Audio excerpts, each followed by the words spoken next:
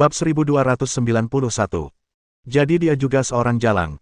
Baru kemudian Ah Ken bereaksi. Benar. Kuali Yuzu ada di tangan kita. Kenapa kita harus membiarkan mereka memanipulasinya? Awalnya dia khawatir akan berbahaya jika pergi sendirian, tetapi sekarang setelah dia memiliki Ye Feng dan Cheng Feier sebagai pengawalnya, dia merasa jauh lebih tenang. Baiklah, lagi pula masih terlalu pagi untuk transaksi. Ayo kita keluar dan makan dulu, kata Ye Feng sambil mendorong Ah Ken keluar pintu. Waktu transaksi adalah pukul 5 sore. Mereka bertiga tidak terburu-buru. Mereka pergi sarapan dulu, lalu pergi ke mall sepanjang pagi untuk membeli beberapa potong pakaian. Setelah itu, mereka pergi makan siang. Mereka bertiga baru kembali ke hotel setelah pukul 3 sore. Aku akan membantumu berganti pakaian dulu, baru kita berangkat, kata Ye Feng sambil mendorong Ah Ken kembali ke kamar, membantunya berganti pakaian baru yang dibelinya hari ini. Setelah berganti pakaian, ia berbalik menatapnya. Coba lihat. Bagaimana? Lalu, dia menyadari bahwa Ah Ken sedang menatapnya dengan air mata mengalir di wajahnya.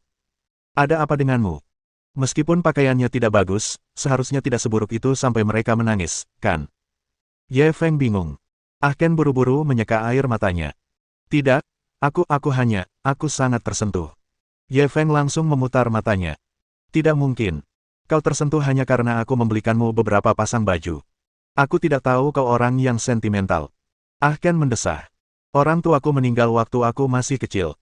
Aku mengikuti seorang pengemis tua berkeliling mengemis. Hentikan. Suasana hatiku sedang baik hari ini. Aku tidak ingin mendengar tentang pengalaman tragismu. Ye Feng langsung memotongnya. Ah Ken menggaruk kepalanya dengan kesal. Sebenarnya, aku ingin bilang kalau tidak ada yang pernah memperlakukanku dengan baik sejak aku kecil. Bahkan setelah saya menjadi apa yang disebut Raja Pencuri, orang lain hanya ingin memanfaatkan saya, menyenangkan saya, dan mendapatkan sesuatu dari saya. Ye Feng tertawa. Aku juga memanfaatkanmu. Ah Ken langsung terkekeh. Tapi aku tidak tahu kenapa, tapi aku bersedia dimanfaatkan olehmu sepenuh hatiku. Aku merasa sangat aman bertarung bersamamu. Ye Feng tidak bisa menahan diri untuk menggelengkan kepalanya, jadi dia juga jalang. Tuan Ye, bolehkah saya ikut setelah misi ini selesai? Ah Ken langsung menjilat bibirnya dan tersenyum. Ye Feng tertegun. Kau tidak berencana kembali dan menjadi Raja Pencuri. Ah Ken menggeleng. Aku sudah lama bosan hidup sebagai pencuri. Bersembunyi dari satu tempat ke tempat lain setiap hari sama sekali bukan kehidupan yang manusiawi. Saya awalnya berencana untuk lepas tangan dari masalah ini setelah menyelesaikan kesepakatan ini. Jika kau bersedia menerimaku, aku akan menjadi antekmu di masa depan. Baiklah, berhenti bicara. Ye Feng buru-buru memotongnya. Menurut alur cerita di serial TV, begitu mereka mulai mengibarkan bendera, kemungkinan besar mereka tidak akan bisa kembali. Sudut mulut Ah Ken berkedut, tapi dia masih tidak bisa menahan diri untuk memohon. Aku serius. Tolong terima aku. Aku akan melakukan apapun yang kau mau. Ye Feng membantunya naik ke kursi roda, lalu mengabaikannya. Coba kupikirkan, aku bukan orang yang mau menerima sampah. Dengan itu, dia berbalik dan meninggalkan ruangan. Baiklah, mohon pertimbangkan baik-baik.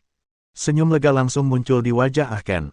Ia tahu bahwa masalah ini kemungkinan besar sudah diputuskan. Rumah sakit terbengkalai yang telah ia janjikan dengan pembelinya berada di Edo.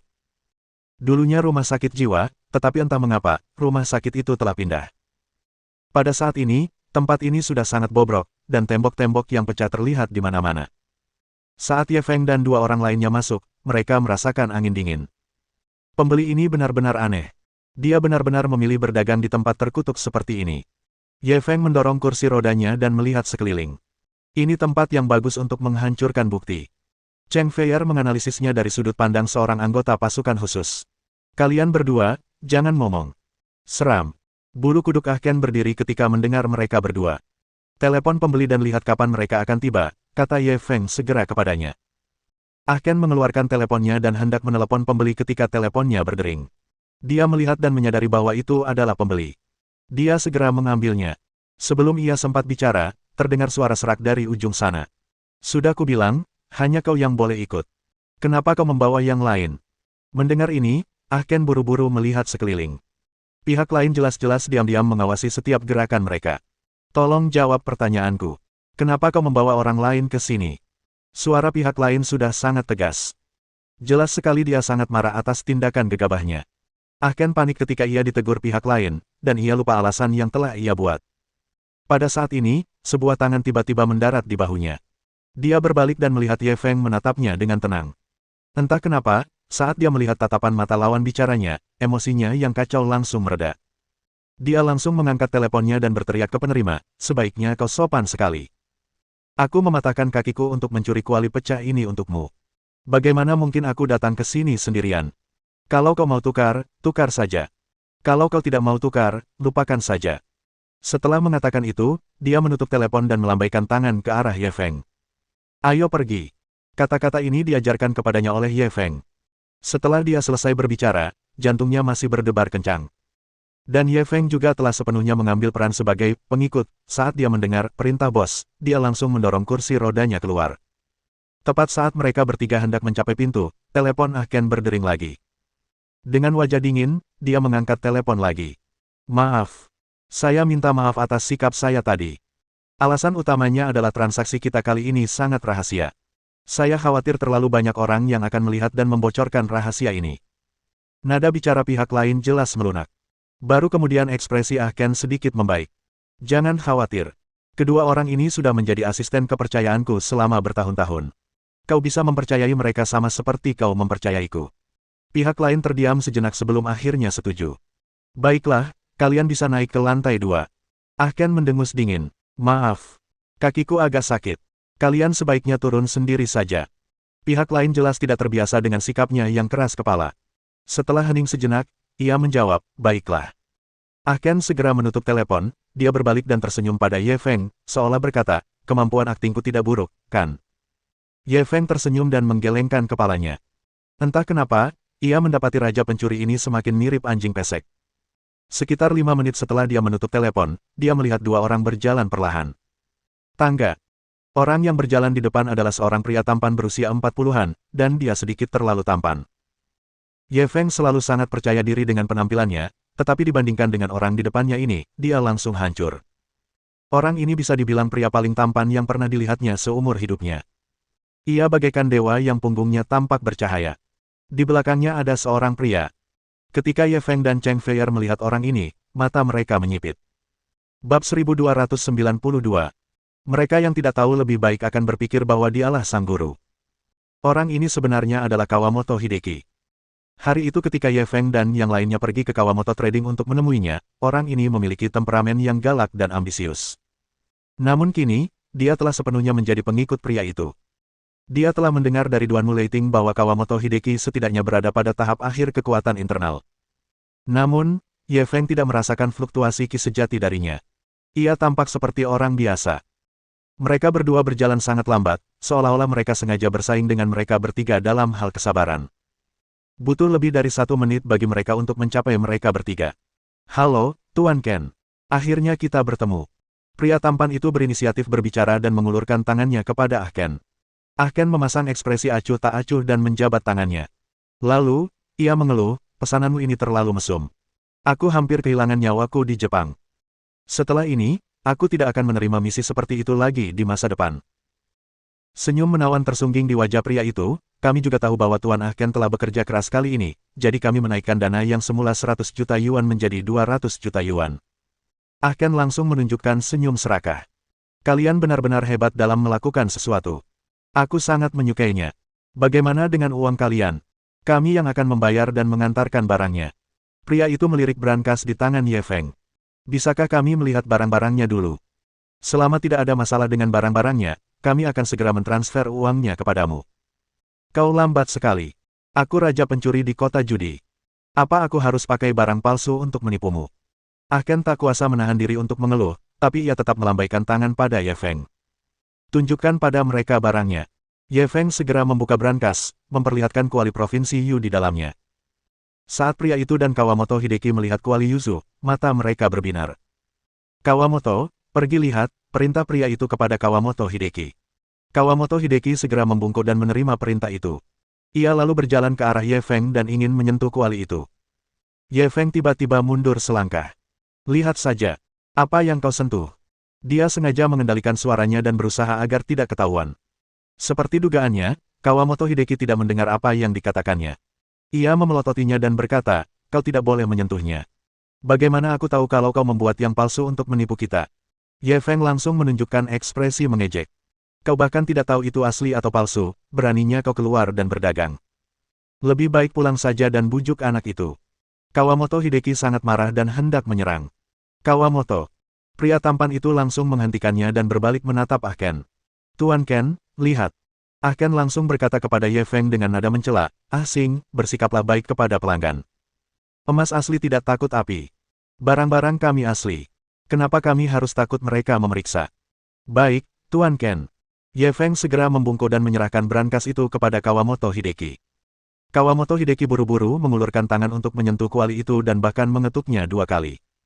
Lalu, ia mengangguk ke arah pria tampan itu dengan wajah gembira. Tidak masalah, itu memang kuali Yuzu. Senyum akhirnya muncul di wajah pria tampan itu. Ia mengacungkan jempol pada Ah Ken.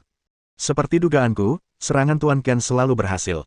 Ah Ken melambaikan tangannya. Baiklah, berhenti menyanjungku. Kau sudah lihat barangnya. Mana uangnya?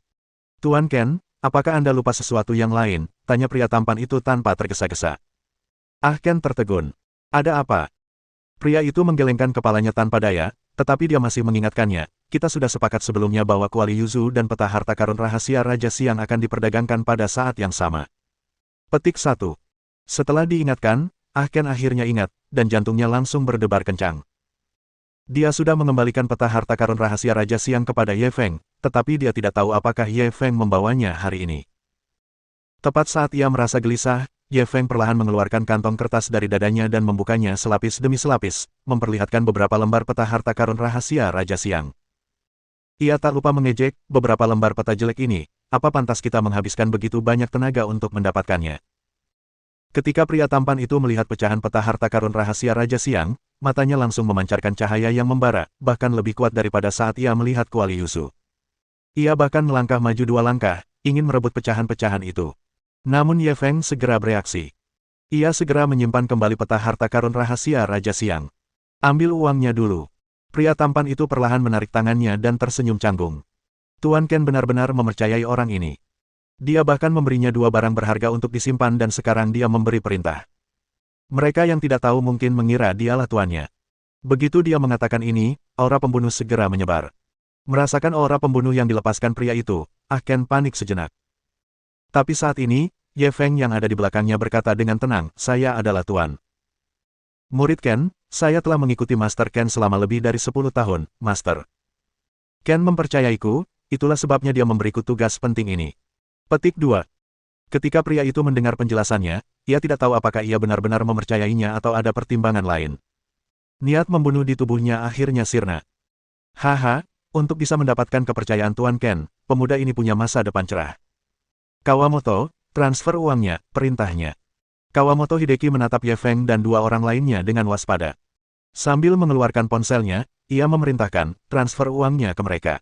Baru pada saat itulah Ah Ken meletakkan kembali hatinya yang menggantung. Mereka berlima menunggu dengan tenang selama beberapa menit sebelum telepon Ah Ken akhirnya berdering. Dia mengeluarkan ponselnya dan melihatnya, setelah memastikan sisanya. 200 juta yuan Tiongkok telah ditransfer ke rekeningnya, dan ia langsung menatap Ye Feng dengan gembira. Uangnya sudah ditransfer.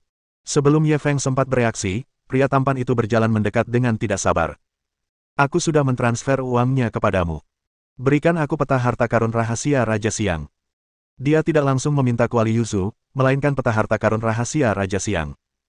Jelas, pecahan-pecahan itu jauh lebih penting baginya daripada kuali Yuzu. Ye Feng tersenyum ramah. Ia perlahan memasukkan tangan kanannya ke dada. Kalau begitu, kau harus memegangnya dengan baik. Kalau kau tidak bisa menangkapnya, jangan salahkan aku. Sebelum ia sempat menyelesaikan kalimatnya, ia tiba-tiba menarik tangan kanannya. Beberapa jarum perak sudah tertancap di tangannya, dan ia mengarahkannya ke arah pria tampan itu. Dia sudah memeriksa dan menemukan bahwa orang ini tidak memiliki fluktuasi energi yang nyata. Dia hanyalah orang biasa. Terlebih lagi, mereka berdua hanya berjarak selangkah. Terlebih lagi, dia telah melancarkan serangan mendadak. Tidak mungkin pihak lain bisa menghindar. Namun, yang mengejutkannya, kecepatan reaksi orang ini sangat cepat. Saat dia menarik tangan kanannya, dia dengan cepat menghindar ke belakang dan menghindari beberapa jarum perak tepat pada waktunya. Ye Feng juga terkejut. Mampu menghindari serangan diam-diamnya dari jarak sedekat itu, kekuatan semacam ini sungguh mengejutkan. Namun, ia tak mau repot-repot terkejut. Melihat perubahan mendadak ini, Kawamoto Hideki pun bereaksi. Ia langsung menyerbu dan meninju Ye Feng. Bab 1293. Pernahkah Anda mendengar tentang orang yang dimodifikasi secara genetik? Beraninya kau main trik di depan kami. Kau sedang mencari mati. Ye Feng sedang memegang brankas di tangannya. Tidak mudah baginya untuk melawan. Ia segera menarik kursi roda Ahken dan mundur. Cheng Feier segera bergegas keluar untuk menghentikannya. Kawamoto Hideki menghadapi Cheng Feier tanpa rasa takut. Tinju kanannya masih membawa momentum yang tak terhentikan saat ia menyerbu. Cheng Feier adalah seorang ahli di tahap akhir Mingjin, dan dia memiliki banyak pengalaman bertarung sungguhan. Dia segera menyilangkan tangannya dan membuat gerakan menangkis. Namun, dia telah meremehkan kekuatannya. Bang! Saat pukulan itu mendarat di lengannya, ia merasakan sakit yang menusuk. Ia terpental mundur dan memuntahkan seteguk darah. Pergi ke neraka. Kawamoto Hideki tak berniat melepaskannya begitu saja. Ia melompat ke udara dan menghantamnya dengan lututnya. Jika serangan lutut ini kena, Cheng Feier pasti langsung mati. Pada saat kritis ini, seseorang dengan cepat menusuk dan menendang lutut Kawamoto Hideki. Ledakan. Tabrakan keduanya menimbulkan suara keras seperti logam yang berbenturan. Kawamoto Hideki terlempar. Setelah mendarat di tanah, ia mundur beberapa langkah sebelum berhenti. Dia mendongak dan melihat Ye Feng berdiri di depan Cheng Feier, menatapnya dengan dingin. Siapa kau sebenarnya? Kawamoto Hideki menatapnya kaget. Ia jelas terkejut dengan kekuatan lawannya. Ye Feng tidak menjawabnya. Ia berbalik dan membantu Cheng Feier berdiri, lalu segera memeriksa luka-lukanya. Untungnya, lukanya tidak serius. Hanya saja, dampak serangan lawan terlalu kuat, dan lengannya sedikit patah. Hal ini juga mengejutkannya. Cheng Feier adalah seorang ahli di tahap akhir Mingjin, namun ia terbunuh dalam satu gerakan. Jika ia tidak bertindak tepat waktu, konsekuensinya akan tak terbayangkan. Dari sini terlihat betapa kuatnya orang ini. Namun, dia benar-benar tidak dapat merasakan fluktuasi energi internal apapun dari kedua orang ini. Ini sungguh aneh. Memikirkan hal ini, dia perlahan berbalik dan menatap Kawamoto Hideki dan pria itu. Ingin bertanya pada kalian, siapa kalian? Kamu tidak memiliki fluktuasi energi internal apapun, tetapi kamu sangat kuat. Itu sungguh tidak terbayangkan. Pria tampan itu perlahan melangkah maju dan menatapnya sambil tersenyum. Kalau begitu, mari kita buat kesepakatan lagi. Beritahu kami identitas aslimu, dan kami akan memberitahu alasannya. Ye Feng menatap mereka berdua sejenak sebelum tersenyum. Tentu. Setelah berkata demikian, dia mengeluarkan ramuan penghapus riasan dan menghapus salep di wajahnya, sehingga menampakkan wujud aslinya.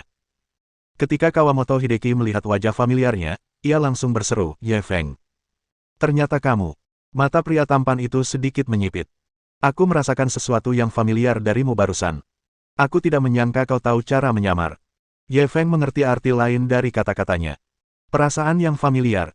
Jadi kita kenalan lama. Kenalan lama yang mana? Bisakah kau mengungkapkan wujud aslimu?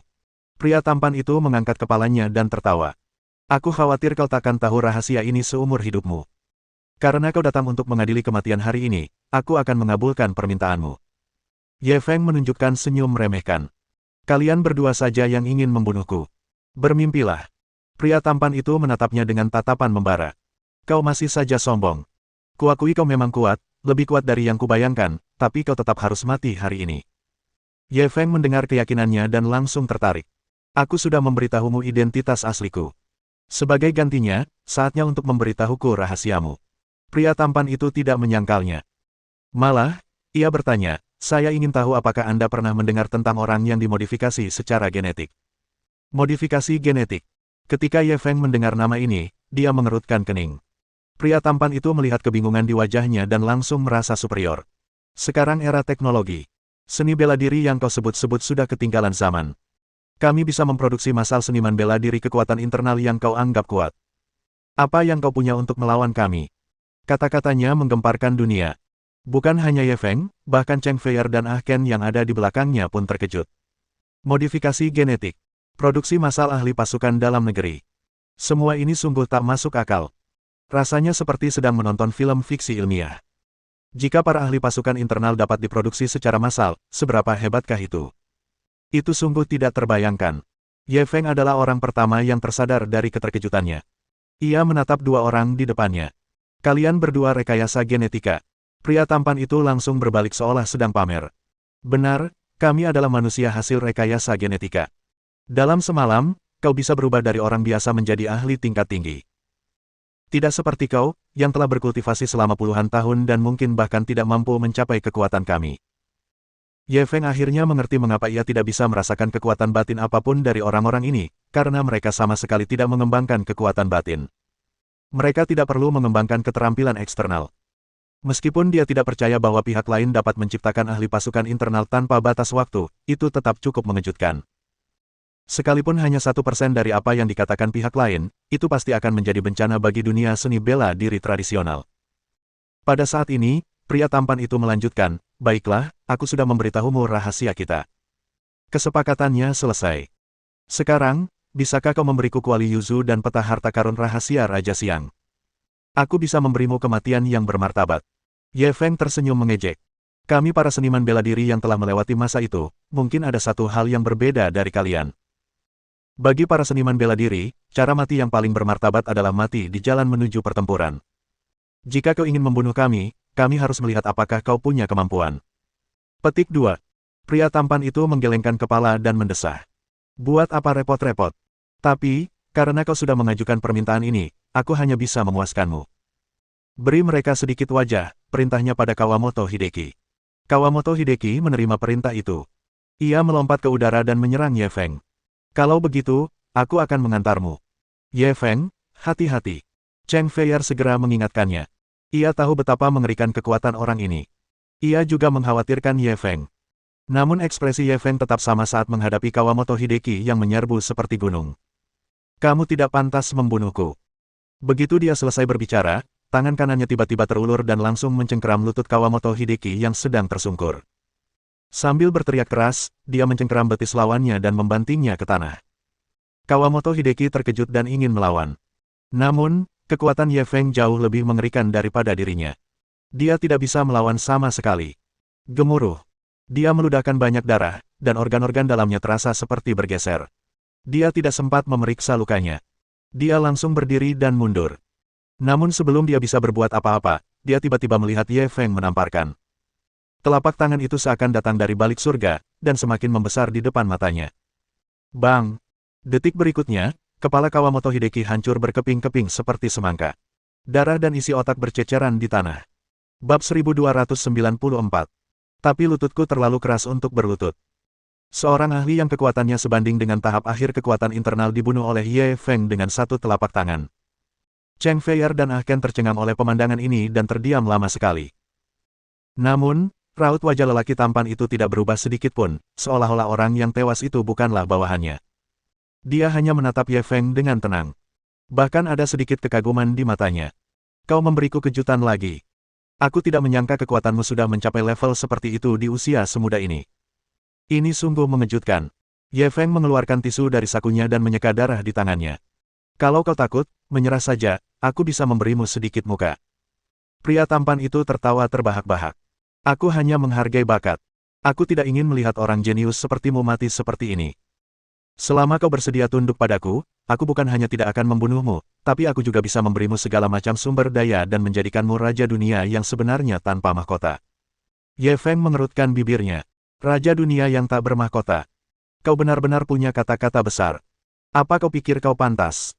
Pria tampan itu tidak marah dengan ejekannya. Percaya atau tidak, aku bisa menjamin kau akan meraih ketenaran dan kekayaan, serta dihormati dunia. Selama kau tunduk padaku, semuanya akan berada dalam genggamanku. Ye Feng menggosok hidungnya dan berjalan melewati mayat Kawamoto Hideki. Apa yang kau katakan memang sangat menarik, tapi lututku terlalu keras, aku tidak bisa berlutut. Menurutmu apa yang harus kita lakukan? Wajah pria tampan itu akhirnya menggelap. Aku sungguh tak tega membunuhmu. Kenapa kau begitu tak berperasaan? Karena kau memilih jalan ini, aku tak punya apa-apa untuk dikatakan. Kalau begitu kau boleh mati. Begitu dia selesai berbicara, lebih dari 20 sosok berjubah hitam tiba-tiba melompat turun dari lantai 2. Sua. 20 orang itu mendarat dengan mudah di tanah dan berdiri serempak di belakang pria tampan itu. Masing-masing dari mereka memegang katana di pinggang mereka. Dilihat dari keterampilan orang-orang ini, mereka semua adalah ahli tingkat atas, dan kekuatan mereka berada di atas kekuatan internal. Dan Ye Feng langsung mengenali 4 dari mereka. Mereka adalah ninja yang mengejar Duan Muleiting malam itu. Matanya langsung menyipit. Lebih dari 20 ninja internal force. Bukankah itu agak berlebihan? Mungkinkah apa yang dikatakan orang ini benar? Bisakah mereka benar-benar memproduksi ahli pasukan dalam negeri secara massal? Jika memang begitu, apa gunanya bermain? Dia mungkin juga membelot ke musuh. Ye Feng segera menyadari ada yang tidak beres. 20 ninja ini tidak dimodifikasi secara genetik, karena ia bisa merasakan fluktuasi kekuatan internal mereka.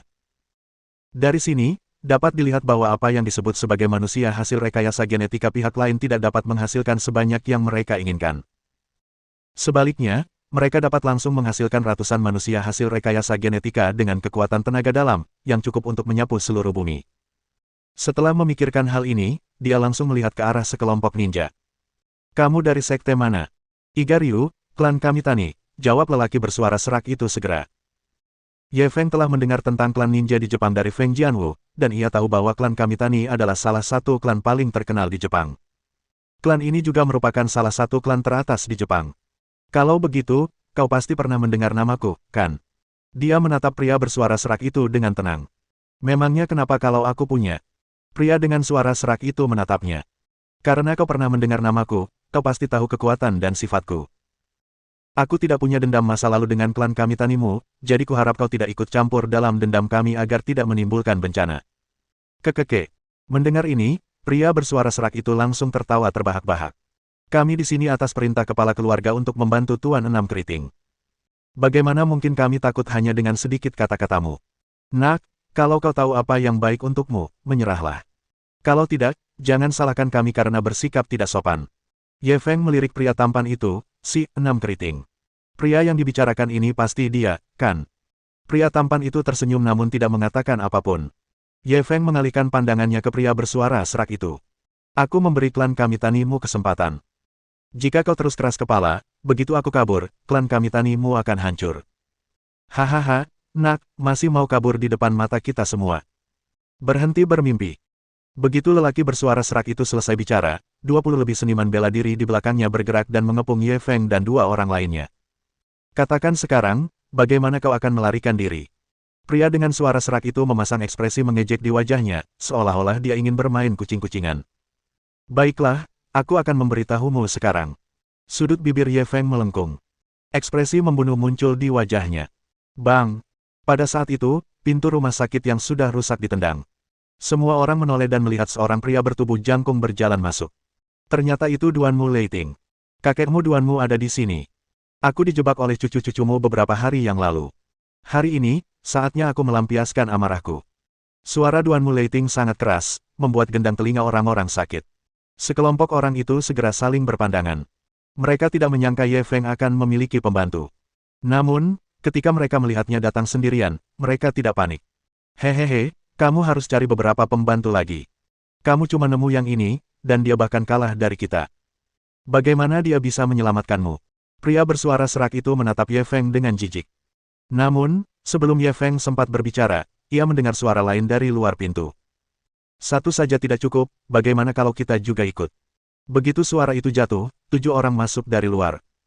Meskipun ketujuh orang ini tampak berantakan, tubuh mereka memancarkan aura berdarah yang kuat, membuat orang-orang tak berani meremehkan mereka. Aliansi Pembunuh Sirius. Salam, Guru.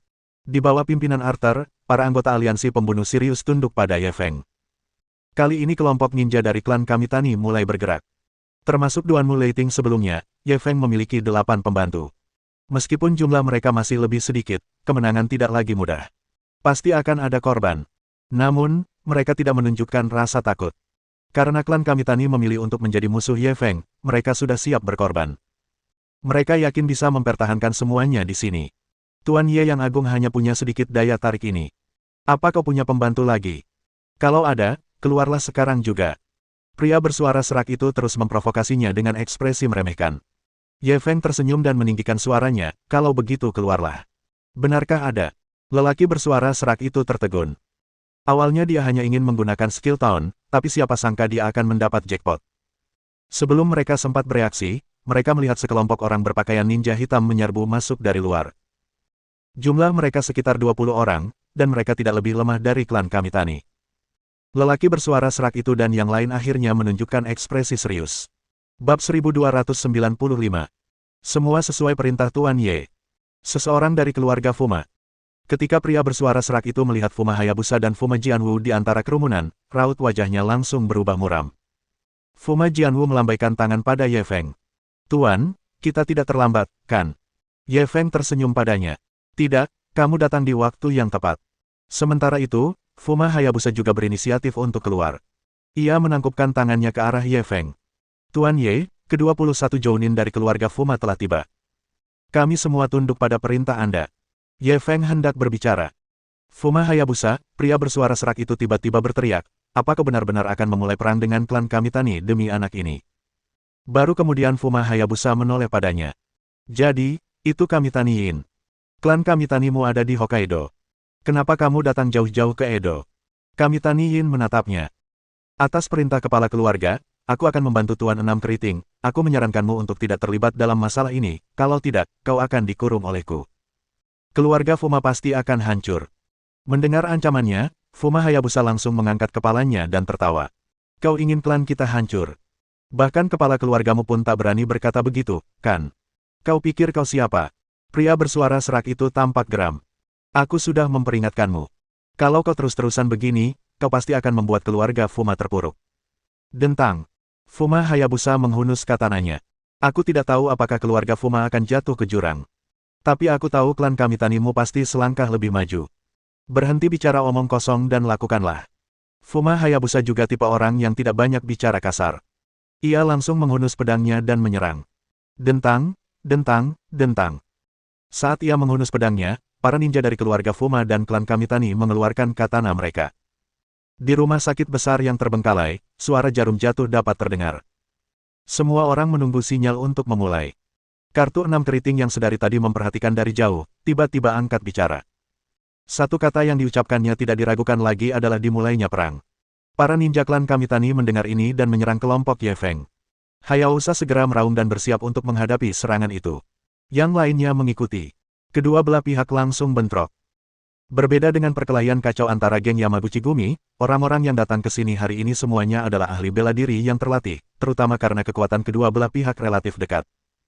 Untuk sesaat, cahaya pedang dan pedang saling bersilangan, dan aura pembunuh memenuhi seluruh rumah sakit. Secara relatif, karena Ye Feng memiliki keunggulan dalam jumlah, ia berada di posisi unggul pada saat pertama, ia hampir menekan ninja klan Kamitani. Namun, anggota klan Kamitani tidak menunjukkan rasa takut di wajah mereka. Malah, ada sedikit tanda-tanda konspirasi yang berhasil. Pertarungan antara Fuma Hayabusa dan Kamitani Yin hanya membutuhkan kurang dari 2 gerakan untuk memaksa pria bersuara serak itu mundur. Kamitani Yin, aku sudah beberapa tahun tidak bertemu denganmu, tapi kekuatanmu belum juga meningkat. Sambil menyerang, Fuma Hayabusa masih sempat menggoda. Hehe, kita sekarang di era apa? Apa kau masih berpikir kekuatan saja bisa menentukan hasilnya? Fuma Hayabusa, kau sudah tua, ejek Kamitani Yin sambil mundur. Kalau kekuatan tak bisa menentukan kemenangan, lalu apa yang bisa? Dengan mulut. Kalau begitu, mari kita lihat apakah mulutmu lebih cepat dari pisauku. Fuma Hayabusa mencibir dan hendak mengerahkan seluruh kekuatannya. Tepat pada saat ini, sesuatu yang tidak terduga terjadi. Bang!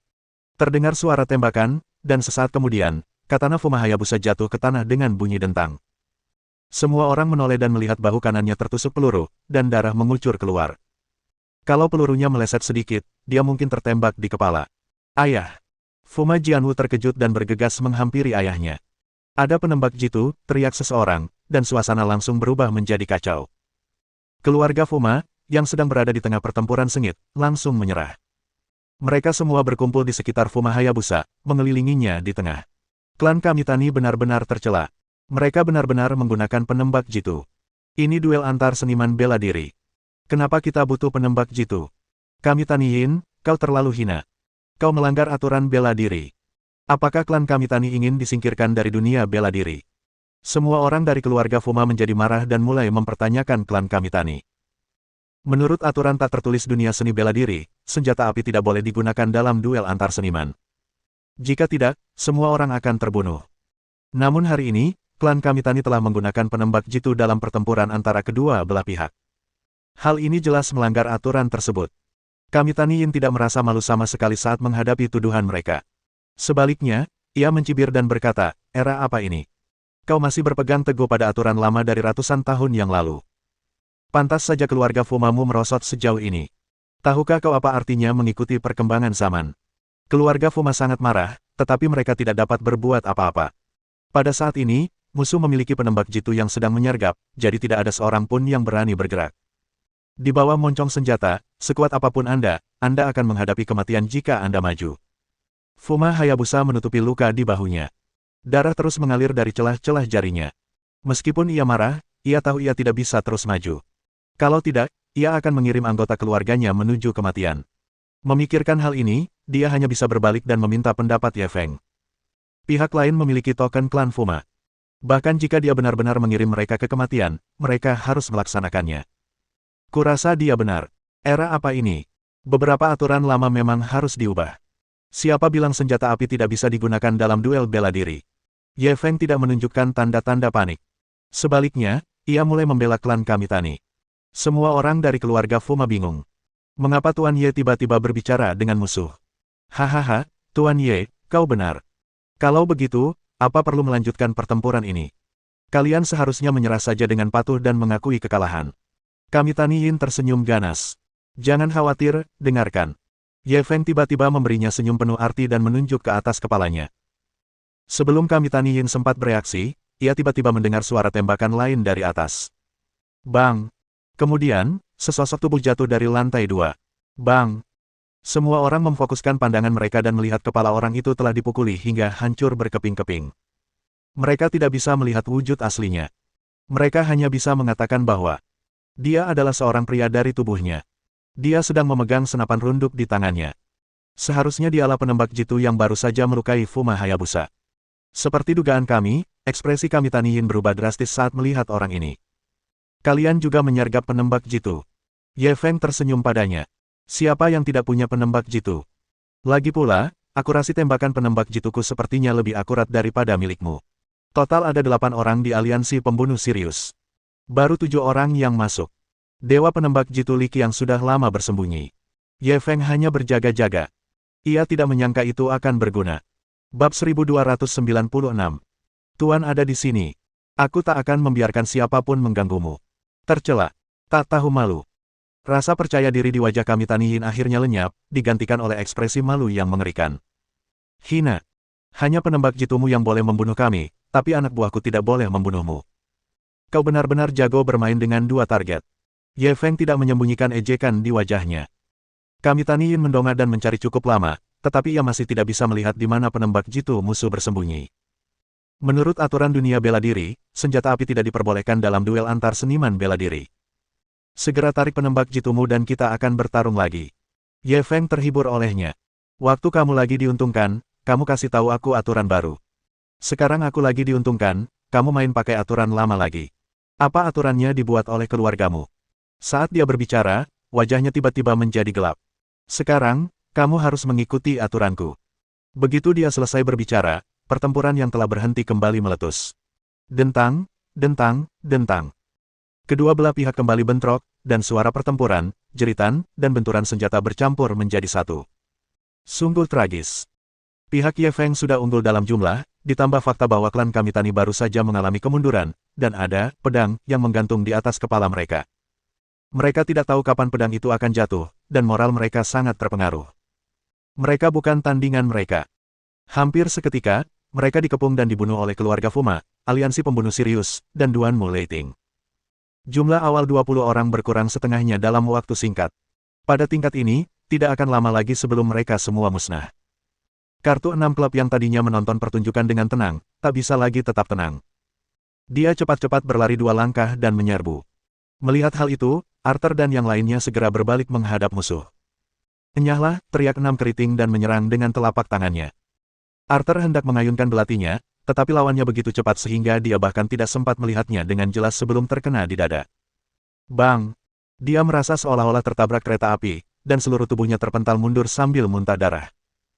6 anggota lain dari Sirius Assassin Alliance segera bergabung dan hendak menyerang 6 kartu keriting. Namun, kekuatan 6 klub jauh melampaui imajinasi mereka. Bang! Bang! Dalam sekejap mata, keenamnya menderita pukulan hebat di berbagai bagian tubuh, dan mereka terpental hampir bersamaan. Pada saat yang sama, suara tembakan kembali terdengar dari lantai atas. Engah! Hampir bersamaan dengan tembakan, 6 dari klub melakukan penyelamatan darurat. Peluru hampir saja melewati tubuhnya dan mengenai tanah. Dewa penembak jitu Li Qiang benar-benar meleset. Ini jelas merupakan aib bagi karir penembak jitunya. 6 keriting tampaknya telah berubah menjadi dewa perang. Ia menerobos penghalang aliansi pembunuh Sirius dan dengan cepat menyerbu medan perang. Saat ini, terjadi pertempuran yang kacau di sini, dan diperkirakan Li Qiang tidak akan mudah untuk menembak lagi. Bang, bang, bang. 6 dari klub menyerbu kerumunan dan melancarkan serangan ganas terhadap Jounin keluarga Fuma. Keluarga Fuma benar-benar habis-habisan kali ini. Masing-masing dari 20 orang ini memiliki kekuatan internal. Dalam situasi lain, salah satu dari mereka akan menjadi ahli tingkat tinggi. Namun, para ahli ini tiba-tiba menjadi domba yang menunggu untuk disembelih di tangan 6 kartu keriting. Hampir tidak ada seorang pun yang dapat menghentikannya sedetik pun. Dalam sekejap, 6 anggota keluarga Fuma terbunuh atau terluka. Melihat pemandangan ini, mata Fuma Hayabusa hampir copot. Mengabaikan rasa sakit di sekujur tubuhnya, ia mengambil katananya dengan tangan satunya dan hendak menerjang maju. Ayah, aku pergi. Fuma Jianwu tiba-tiba menghentikannya dan mengambil katana darinya. Xiao Wu, kau. Fuma Hayabusa segera mencoba menghentikannya. Dengan kekuatan 6 keriting yang mengerikan, putrinya hanya akan mati jika ia menerjang maju. Ayah, aku dulu kurang peka dan membuatmu sangat khawatir. Maafkan aku. Juga, minta maaflah kepada Bibi Sugawara atas namaku. Seharusnya aku tidak memperlakukannya seperti itu. Setelah mengatakan itu, ia langsung berlari menuju 6 klub dengan katananya. Xiao Wu. Fuma Hayabusa meraung keras. Suara mendesing. Saat dia berada 1 meter dari kartu 6 keriting, dia tiba-tiba melompat dan menebas dengan katananya. Mati. 6 keriting menatapnya sambil tersenyum. Kau kekasih Ye Feng. Kalau begitu aku akan mengantarmu dulu. Dentang. Sambil berbicara, dia melangkah mundur, dan katana Fuma Jianwu nyaris menyentuh hidungnya. Kemudian, dia menempelkan kedua telapak tangannya dan katana tajam itu terjepit di antara kedua tangannya. Fuma Jianwu sudah mendarat di tanah. Melihat ini, ia buru-buru mengeluarkan katananya. Namun, yang mengejutkannya, kekuatan lawannya ternyata luar biasa. Katana itu terjepit di antara kedua tangannya, seolah-olah diikat oleh lingkaran besi, dan sulit untuk digerakkan. Fuma Jianwu juga orang yang tegas. Ia langsung melepaskan katananya dan mundur cepat. Namun, sudah terlambat. 6 keriting terayun kuat, dan katana melesat ke arah wajahnya dengan kecepatan ekstrim. Fuma Jianwu tahu bahwa dia tidak bisa menghindarinya lagi, dan ekspresi enggan tiba-tiba muncul di wajahnya. Tuan, Xiao Wu tidak bisa melayani Anda lagi.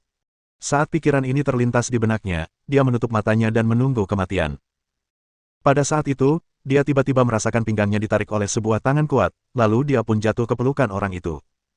Ketika dia mendongak, dia melihat wajah yang dikenalnya di depannya.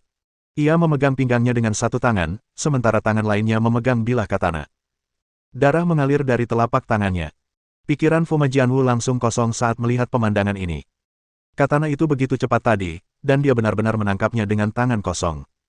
Hal ini tidak hanya membutuhkan kekuatan besar, tetapi juga keberanian besar. Tidak peduli seberapa kuatnya dia masih terbuat dari daging dan darah. Sangat berbahaya menangkap katana dengan tangan kosong.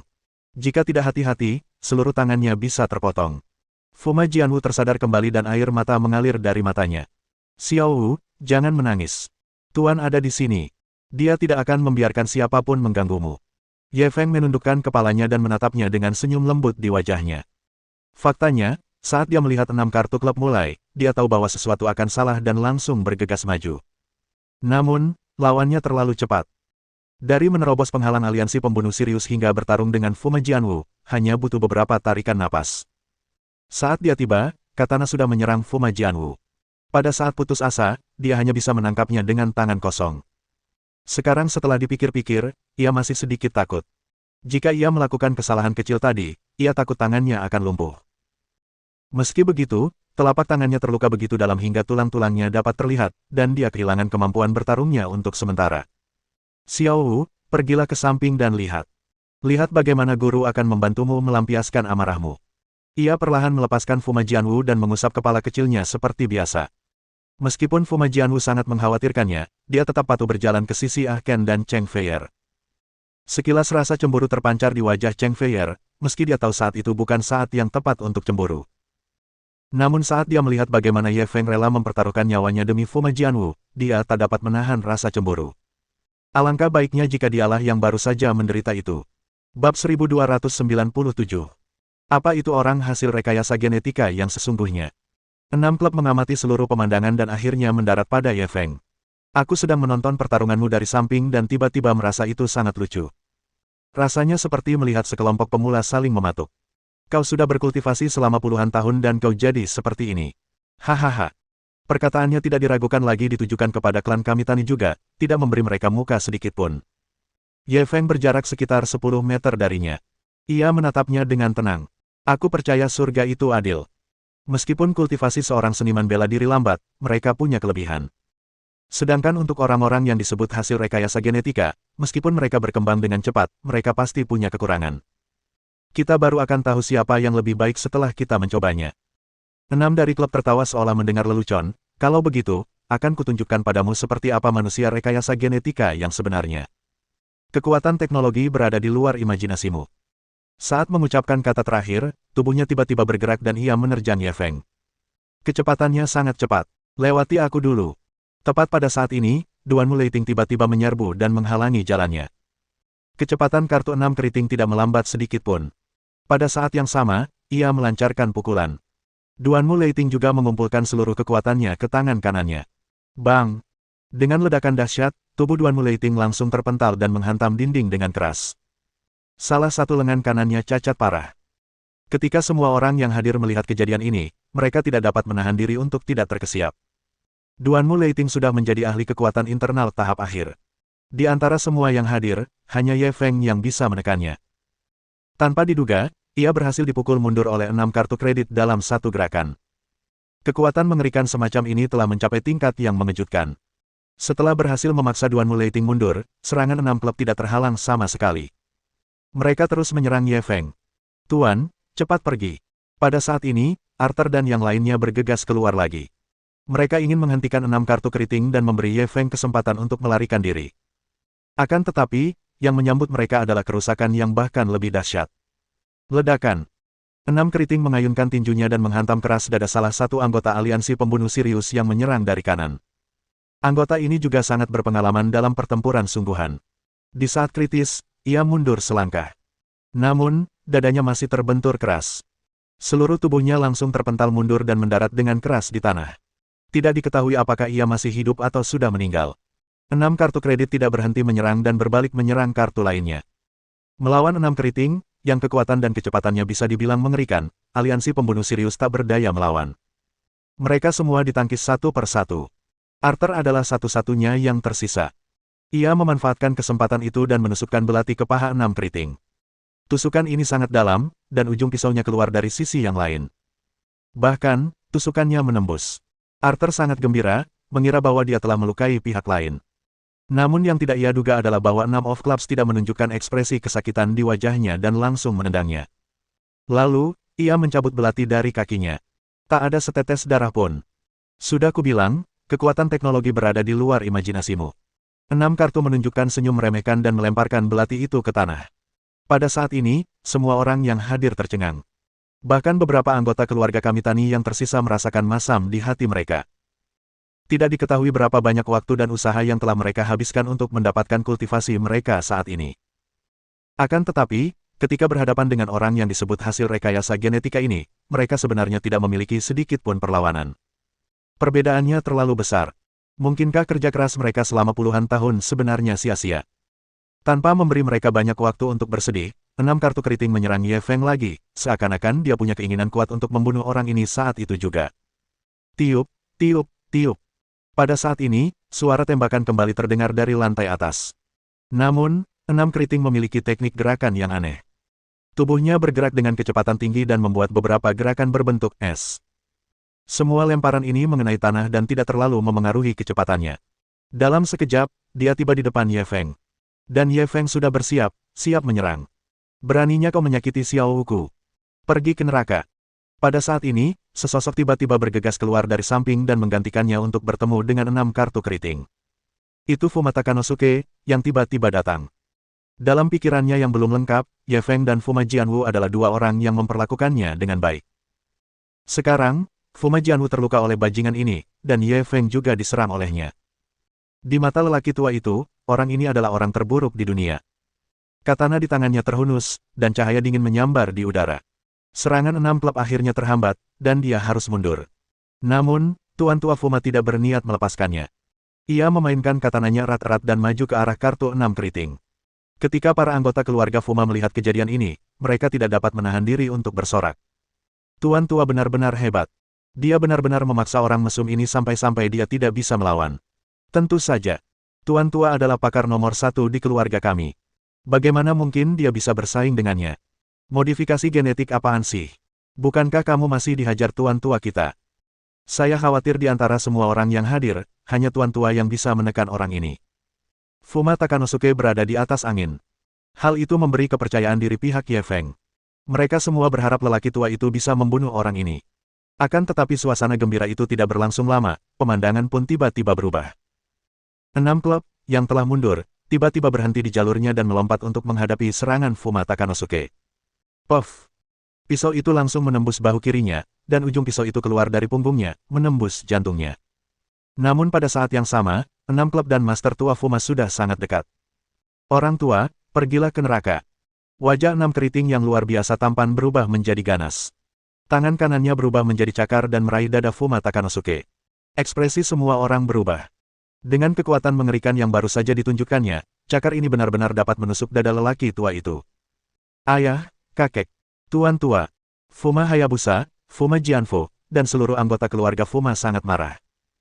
Karena keduanya terlalu jauh satu sama lain, sudah terlambat bagi semua orang untuk menyelamatkan mereka. Tepat saat semua orang mengira Tuan Tua Fuma pasti telah meninggal, sebuah pemandangan mengejutkan tiba-tiba muncul. Tangan 6 keriting awalnya menusuk dada lelaki tua itu, tetapi pada saat terakhir, tiba-tiba berhenti menyerang dan ditarik kembali. Semua orang yang hadir bingung dan tidak dapat memahami apa yang sedang terjadi. Namun, mereka segera mendengar 3 suara lembut yang datang dari papan kayu di belakang 6 kartu keriting. Semua orang menoleh dan melihat ada 3 jarum perak setipis bulu sapi yang tertancap di papan kayu. Bab 1298. Kelemahan dari genetik modified. Hanya orang-orang yang hadir yang memiliki penglihatan luar biasa. Jika orang biasa, mereka mungkin tidak dapat melihat dengan jelas bahkan jika mereka berjalan dekat. Terlebih lagi, ketiga jarum perak itu disusun berjajar, dan jarak antar jarum pun persis sama. Semua orang tercengang. Seberapa lunak jarum perak ini? Mungkinkah jarum ini benar-benar bisa digunakan sebagai senjata tersembunyi? Lagi pula, tampaknya tidak lemah. Jika bukan karena kecepatan reaksi 6 klub yang sangat cepat, tidak ada seorang pun yang mampu menghindarinya. Benar saja, Ye Feng lah yang bergerak di saat-saat terakhir. Karena jaraknya terlalu jauh, ia hanya bisa menggunakan jarum perak untuk memblokir 6 keriting untuk sementara waktu. Pada saat yang sama, tubuhnya bergerak cepat dan bergegas mendekat. Seharusnya kau sudah bertindak sejak lama. Kenapa kau biarkan orang-orang ini datang dan mati? 6 keriting menyunggingkan senyum dingin. Ia menamparkan Fuma Takanosuke hingga terlempar. Ia mencabut katana dari bahunya dan berbalik menghadap Ye Feng. Ye Feng tidak membuang waktu, dan langsung menyerang dengan telapak tangannya. Kekuatannya sangat dahsyat. 6 kartu clubs tidak melawannya secara langsung dan menghindar ke samping. Mereka berdua sangat cepat, dan dalam sekejap, mereka telah bertukar lebih dari 10 gerakan. Semua orang yang hadir menyaksikan pertarungan antara keduanya dengan gugup. Pertarungan ini tidak saja menggambarkan dendam antara Ye Feng dan 6 keriting, tetapi juga menggambarkan pertarungan antara seniman bela diri dan manusia hasil rekayasa genetika. Anggota klan Kamitani yang tersisa memiliki perasaan yang paling rumit. Di satu sisi, mereka berharap 6 klub akan menang, sehingga keluarga mereka juga akan menerima manfaat besar. Namun di sisi lain, mereka berharap Ye Feng dapat melestarikan kejayaan para seniman bela diri. Dengan cara ini, setidaknya terbukti bahwa mereka tidak menyia-nyiakan puluhan tahun kultivasi mereka. Mentalitas yang penuh konflik semacam ini juga membuat mereka menjadi orang-orang yang paling tersiksa dalam situasi tersebut. Adapun keluarga Fuma, mereka tidak memiliki banyak konflik. Baik demi keuntungan klan maupun demi kejayaan seni bela diri, mereka harus berdiri di pihak Ye Feng tanpa ragu. Nona Fuma, apakah menurutmu Ye Feng bisa menang? Cheng Feier menatap pertempuran di arena dengan gugup dan bertanya pada Fuma Jianwu di sampingnya. Kekuatannya relatif lemah, jadi dia tidak bisa melihat banyak hal. Ya. Fuma Jianwu juga memperhatikan situasi di arena saat dia menjawab dengan nada tegas yang tidak biasa. Namun, sebenarnya, ia bahkan lebih gugup daripada Cheng Feier, karena ia telah mengalami sendiri kengerian 6 keriting. Kekuatan tak terkalahkan semacam itu bukanlah sesuatu yang bisa dilawan oleh manusia. Dia tahu betul bahwa peluang Ye Feng untuk mengalahkan orang ini sangat tipis. Namun, dia tidak punya pilihan selain mempercayainya. Bagaimana mungkin ada telur utuh di bawah sarang yang terbalik? Jika Ye Feng dikalahkan, bukan hanya semua orang yang hadir akan mati, bahkan keluarga Fuma mereka akan musnah dari Jepang. Tuan, Anda harus menang. Saat semua orang berdiskusi, pihak Ye Feng sudah mulai menguasai keadaan. Yang lain tidak tahu alasan pastinya, tetapi sebagai salah satu orang yang terlibat, Ye Feng dapat dengan jelas merasakan bahwa seiring berlanjutnya pertempuran, 6 keriting mulai melemah, baik kekuatan maupun kecepatannya. Ia tidak lagi sekuat sebelumnya. Penemuan ini langsung membuatnya sangat gembira. Tampaknya kelemahan orang yang dimodifikasi secara genetika ini adalah tidak dapat bertahan terlalu lama. Di sisi lain, seniman bela diri justru sebaliknya. Dengan dukungan kekuatan batin dan pengendalian diri, mereka paling jago bertarung dalam jangka waktu lama. Setelah memikirkan rinciannya, dia menekan lawannya dengan kuat, tidak memberinya waktu untuk bernapas. Di sisi lain, dia mengulur waktu, menunggu pihak lain runtuh tanpa melakukan perlawanan. Itulah yang disaksikan orang lain. 6 klub dipaksa mundur oleh Ye Feng, dan dia tidak bisa melawan sama sekali. Wow, Tuan Ye benar-benar menguasai situasi. Kartu 6 keriting itu tidak akan bisa bertahan lebih lama lagi. Benar sekali. Tuan Ye telah sepenuhnya mengendalikan ritme pertempuran sekarang. Tak lama lagi dia akan menang. Aku tidak menyangka Tuan Ye begitu kuat di usia semuda itu. Bahkan 6 kartu keriting yang tidak bisa dikalahkan tuan tua kita pun ditekan. Meskipun Tuan Ye kuat, dia mungkin tidak jauh lebih kuat dari tuan tua kita. Tidakkah kau perhatikan bahwa kecepatan reaksi 6 keriting tampaknya melambat? Sekarang setelah kau menyebutkannya, sepertinya memang benar. Kecepatan dan kekuatan yang ditunjukkan oleh 6 keriting terlalu abnormal. Tapi sekarang sepertinya tidak sekuat itu. Hahaha, aku tahu sekarang. Manusia-manusia rekayasa genetika itu kelihatannya perkasa, tapi sebenarnya mereka tombak lilin perak yang tak akan bertahan lama. Mereka hanya bertahan sebentar, dan sebentar lagi akan melunak. Meskipun masuk akal, bukankah tidak pantas menyetir sekarang? Itu cuma argumen kasar. Pokoknya, Tuan Ye pasti menang. Mereka bukan satu-satunya yang tahu. Fuma Jianwu dan yang lainnya juga tahu bahwa kartu 6 keriting akan segera runtuh. Tuan akan menang, dia akan menang. Fuma Jianwu langsung menangis bahagia dan memeluk Cheng Feier. Ya, dia akan menang. Cheng Feier pun tak kuasa menahan emosinya. Air matanya terus berjatuhan, dan hatinya terasa begitu tenang. Namun saat ini, Fuma Hayabusa mengerutkan kening. Sayangnya, tidak sesederhana itu. Mendengar kata-kata ayahnya, Fuma Jianwu langsung mengerutkan kening. Kenapa? Tuan, Ye Feng jelas lebih unggul. Kemenangan hanya masalah waktu. Kenapa kau bilang tidak semudah itu? Cheng Feier juga menatapnya dengan rasa ingin tahu. Fuma Hayabusa menganalisis berdasarkan pengalaman bertarungnya yang kaya. Meskipun 6 keriting sepenuhnya ditekan, jika dia ingin melarikan diri, Ye Feng mungkin tidak bisa menghentikannya. Tapi apakah Anda menyadarinya? Dia tidak berniat melarikan diri. Dia masih bertarung dengan Ye Feng. Fuma Jianwu mengalihkan pandangannya kedua orang dalam pertempuran dan menyadari bahwa kata-kata ayahnya masuk akal. Kalau saja dia pasti akan mundur ke pintu dan jendela ketika menyadari bahwa dia tidak bisa mengalahkan musuh. Akan lebih mudah baginya untuk melarikan diri di saat kritis. Namun, 6 keriting tidak melakukan itu. Sebaliknya, ia memancing Ye Feng ke dalam ruang tertutup, seolah-olah takut Ye Feng akan melarikan diri. Saat memikirkan hal ini, dia buru-buru mengingatkannya. Sebenarnya, bahkan tanpa pengingat Fuma Jianwu, Ye Feng telah menyadari ada sesuatu yang salah. Meskipun 6 keriting sepenuhnya ditekan olehnya dan hanya bisa bertahan secara pasif, tidak ada kepanikan di wajahnya. Sebaliknya, ia memiliki postur yang tenang. Dia tahu dia tidak bisa menunda lebih lama lagi. Dia harus segera mengakhiri pertempuran ini. Pergi ke neraka. Dia mengumpulkan seluruh tenaganya ke tangan kanannya dan tiba-tiba meninju keluar. Dengan kekuatannya saat ini, seberapa mengerikankah pukulan yang mengumpulkan seluruh kekuatannya. 6 kartu kredit telah dipaksa ke sudut olehnya dan tidak punya tempat untuk mundur. Tembok itu runtuh, mengubur 6 pemain klub di dalamnya. Semua orang yang hadir, baik anggota keluarga Fuma maupun aliansi pembunuh Sirius, saling berpelukan dan menangis. Dengan pukulan Ye Feng yang menggemparkan bumi, jangankan manusia, pohon besar pun bisa patah menjadi 2. 6 klub pasti mati. Bab 1299. Kalian terlalu berisik, ini mempengaruhi kecepatan menghunus pedangku. Namun, Fuma Hayabusa tidak ikut merayakan. Kegelisahan di hatinya semakin menjadi-jadi. Dan Ye Feng punya pemikiran yang sama dengannya. Pertempuran itu mungkin belum berakhir. Malah, baru saja dimulai. Saat pikiran ini muncul, itu menjadi kenyataan. Dua batu bata di tumpukan reruntuhan itu tiba-tiba bergerak beberapa kali, dan sebuah tangan keluar dari dalamnya. Kemudian, 6 kartu klub terhuyung-huyung keluar dari reruntuhan. Dadanya sudah berlubang besar, tampak sangat mengerikan. Kalau itu orang lain, mereka pasti akan mati. Namun, ia masih bisa berdiri. Meskipun seluruh tubuhnya hancur dan ia berada dalam kondisi yang sangat menyedihkan, hal itu tetap membuat orang-orang yang bersorak merinding. Ini, dia tidak mati. Apa dia masih manusia? Lihat lubang besar di dadanya. Aku khawatir jantungnya hancur, kan? Dia sebenarnya masih hidup. Aku sudah membunuh banyak orang seumur hidupku, dan aku cukup berani. Tapi sekarang, aku benar-benar agak takut. Mungkinkah orang yang disebut hasil rekayasa genetika ini tidak akan mati? Bagaimana mungkin? Modifikasi genetika sungguh mengerikan. Semua yang hadir adalah veteran ratusan pertempuran dan telah membunuh banyak orang dengan tangan mereka sendiri. Namun, mereka semua ketakutan dengan pemandangan ini. Beberapa di antara mereka bahkan gemetar, wajah mereka pucat, dan mereka tampak seperti hendak mengompol. Yang terpenting adalah bahwa adegan ini sungguh tidak dapat dipercaya. Sungguh menyedihkan bahwa dia masih bisa berdiri seolah tidak terjadi apa-apa setelah mengalami cedera serius seperti itu. Hahaha, aku tidak menakutimu, kan?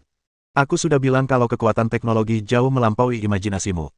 Kalian para seniman bela diri itu sudah lama ketinggalan zaman. Kartu 6 klub memiliki senyum aneh di wajahnya, yang membuat rambut orang-orang berdiri tegak. Setelah mengatakan hal ini, dia tiba-tiba mengeluarkan sebuah alat logam yang tampak seperti jarum suntik dari sakunya dan membuka penutup pelindung di kepalanya, sehingga terlihat sebuah jarum. Ye Feng menyadari ada yang tidak beres. Ia bergegas untuk menghentikannya, tetapi ia masih selangkah terlambat. Kartu 6 keriting telah menusukkan jarum ke pahanya. Urat-urat di tubuhnya tiba-tiba menyembul keluar, dan ekspresinya mulai menjadi garang. Ye Feng sudah tiba di depannya. Dia meninju lagi. Namun, 6 kartu keriting tiba-tiba meledak dengan kekuatan yang mengerikan. Pukulan Ye Feng mengenai tubuhnya, seperti menghantam pelat baja, dan tidak menimbulkan kerusakan apapun. Dia segera menyadari ada sesuatu yang salah dan segera mundur. Kecepatannya telah mencapai batasnya, tetapi kartu 6 keriting bahkan lebih cepat darinya. Dalam sekejap, ia menyusul dan melangkah maju. Ye Feng tidak bisa menghindar tepat waktu, dan segera mengerahkan seluruh kekuatannya untuk menangkis. Ledakan. Seruan segera terdengar dari kerumunan. Mereka tidak menyangka bahwa Ye Feng yang tadinya unggul, langsung terbunuh. 6 klub tidak berniat melepaskannya. Setelah membuatnya terbang, ia terus mengikutinya. Saat ini, baik kekuatan maupun kecepatannya, ia telah pulih ke kondisi puncaknya. Tak seorang pun bisa menghentikannya.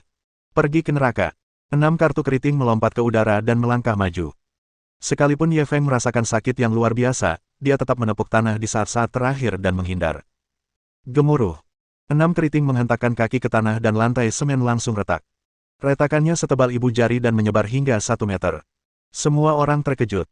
Dengan kekuatan mengerikan seperti itu, jika dia benar-benar menginjak seseorang, kemungkinan besar orang itu akan langsung terinjak-injak menjadi pasta daging, bukan? Fuma Jianwu buru-buru berdiri dan berteriak pada Ye Feng, "Tuan, lari." Jelas, 6 klub ini telah pulih sepenuhnya ke kondisi puncaknya dan tidak dapat ditolak lagi. Pada saat ini, pilihan terbaik adalah melarikan diri. Dia tahu betul bahwa jika Ye Feng melarikan diri sekarang, semua orang termasuk dirinya akan dibantai dengan kejam. Namun, ia tak bisa terlalu peduli sekarang. Lebih baik satu orang lolos daripada semuanya musnah.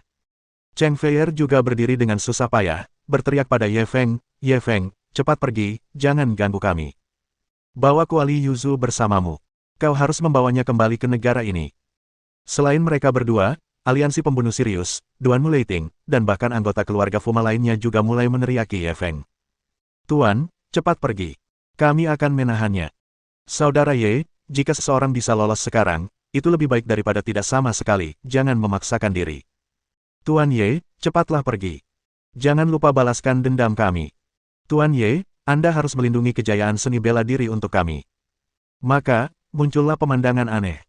Orang-orang Ye Feng sebenarnya ingin dia melarikan diri. Jika tidak ada harapan untuk menang, mengapa tidak mempertahankan tubuh yang berguna untuk masa depan?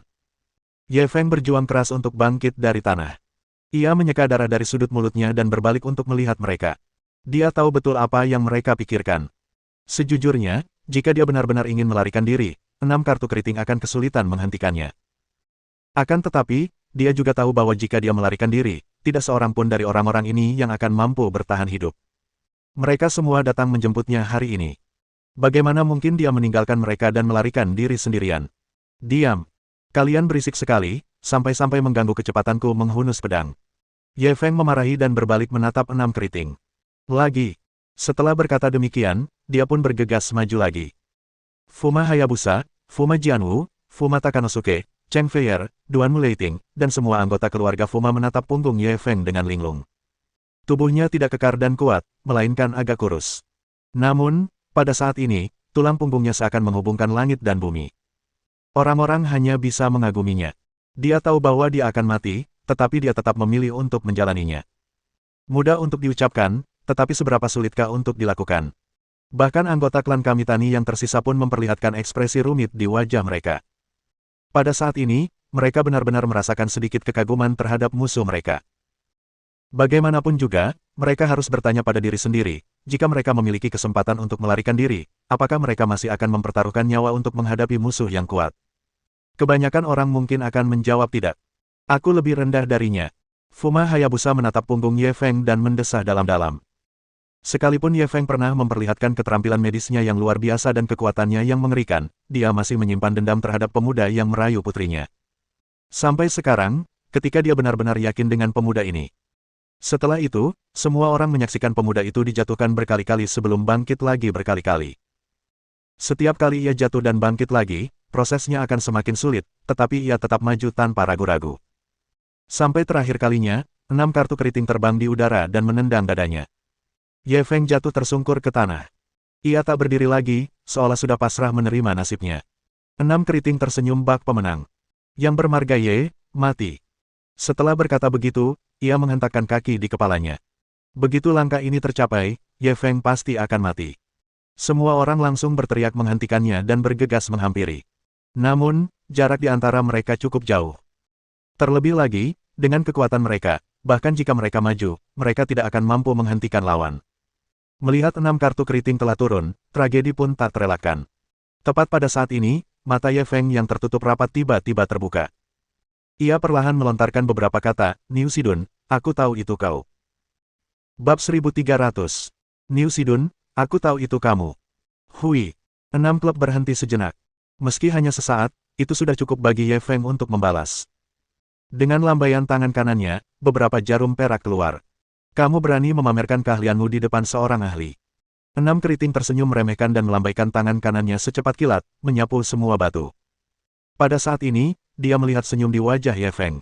Tidak bagus. Dia berseru dalam hatinya, tetapi sudah terlambat. Sebenarnya, jarum-jarum perak itu hanya digunakan untuk membingungkannya. Setelah jarum-jarum perak itu keluar, Ye Feng mengeluarkan jarum lainnya. Namun kali ini, bukan jarum perak yang digunakan, melainkan jarum ilahi Taixuan. Dia tahu betul bahwa bagi orang yang dimodifikasi secara genetik seperti 6 keriting, jarum perak biasa hampir tidak akan membahayakan dirinya. Oleh karena itu, ia memutuskan untuk menggunakan jarum ilahi Taixuan. Namun, ia tidak bisa menjamin bahwa rencananya akan berhasil.